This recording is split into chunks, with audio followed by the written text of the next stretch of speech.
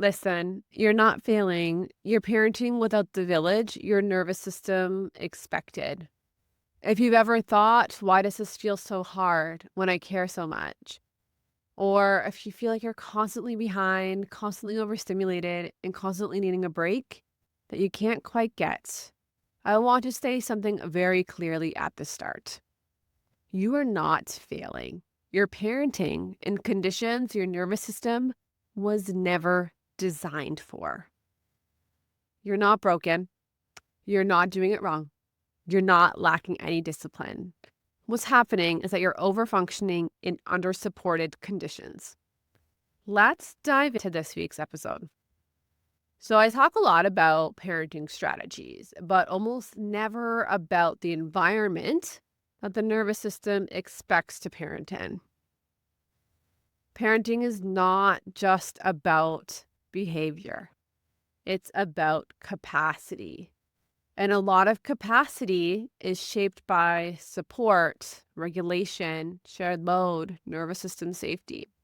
I've seen on different social media platforms, I've seen it, I'm sure you have too, but the mother who has a tribe is parenting very differently than the mother who has no tribe. And that is true because our nervous system is either being supported or unsupported in these environments. When support goes down, stress goes up. And when stress goes up, access shuts down. So that's key to remember in these moments.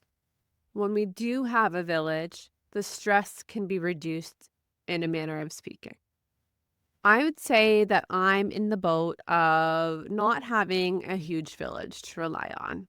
And as a result, I notice that there are moments where maybe I'm really overstimulated that I say it would be really amazing to be able to take a break at this moment. Unfortunately, in those moments, I'm not able to take a break. I do have to power through, or I have to find other ways to regulate my nervous system so I can continue on as the conscious parent I'm intending to be. It's hard in those moments. So the parents who are parenting with no village have more stress in their nervous system as a result because our nervous system's not designed to have no village.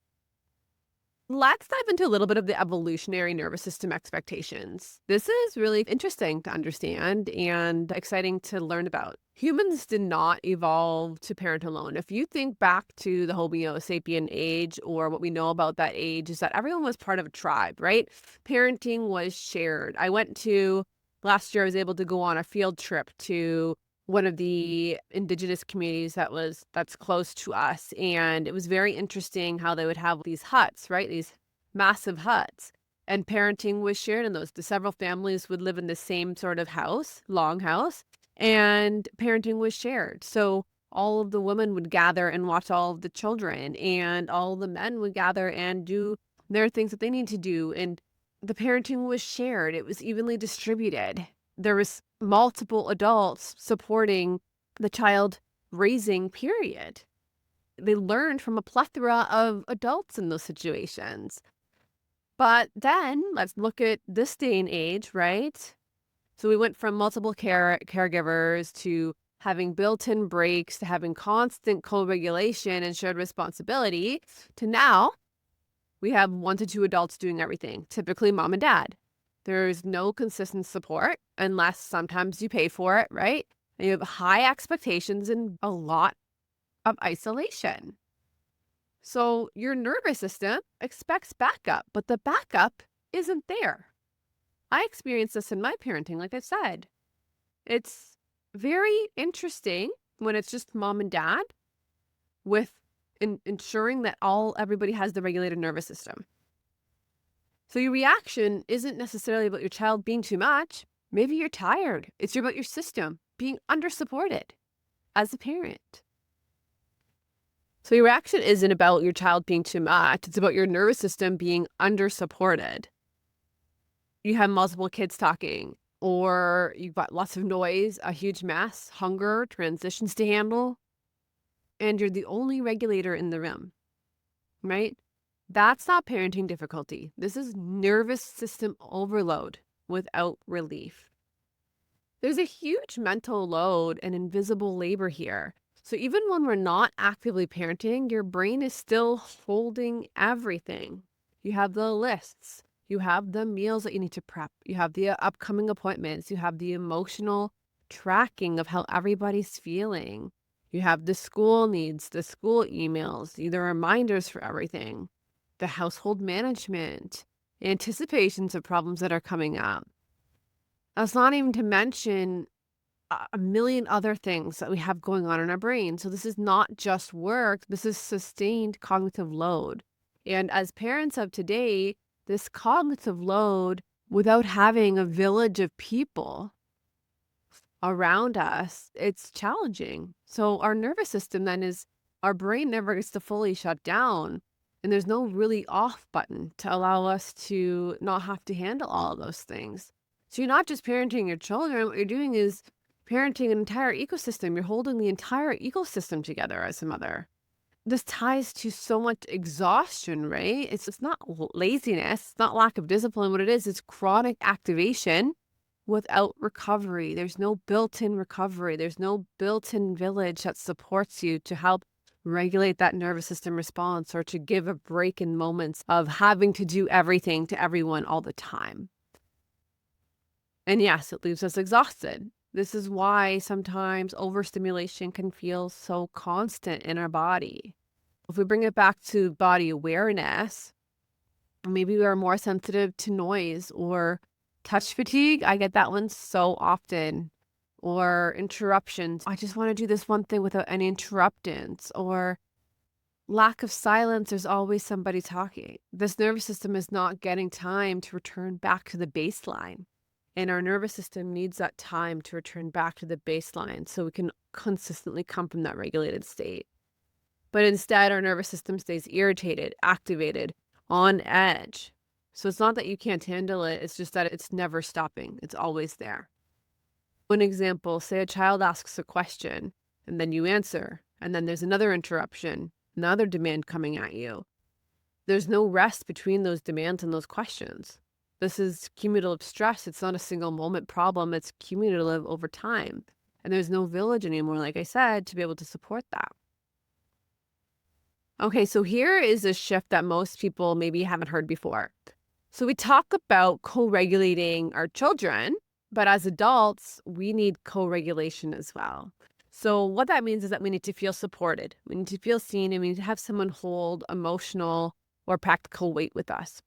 Back in the old days, it was that tribe, that community of people who would handle it together. Since now we're doing one or two adults who are handling this, this is where the challenge comes from.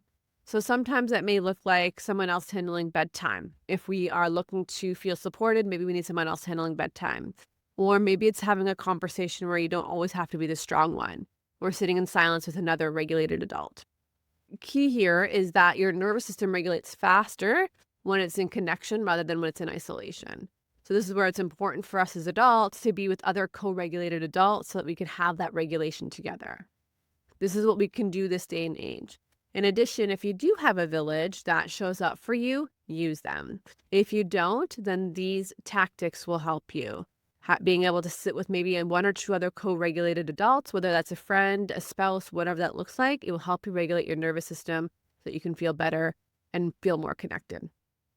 Let's normalize that wanting help does not mean that you're weak. What it is biology. We're supposed to have a tribe of people and a community of people around us. Does not mean you're weak whatsoever.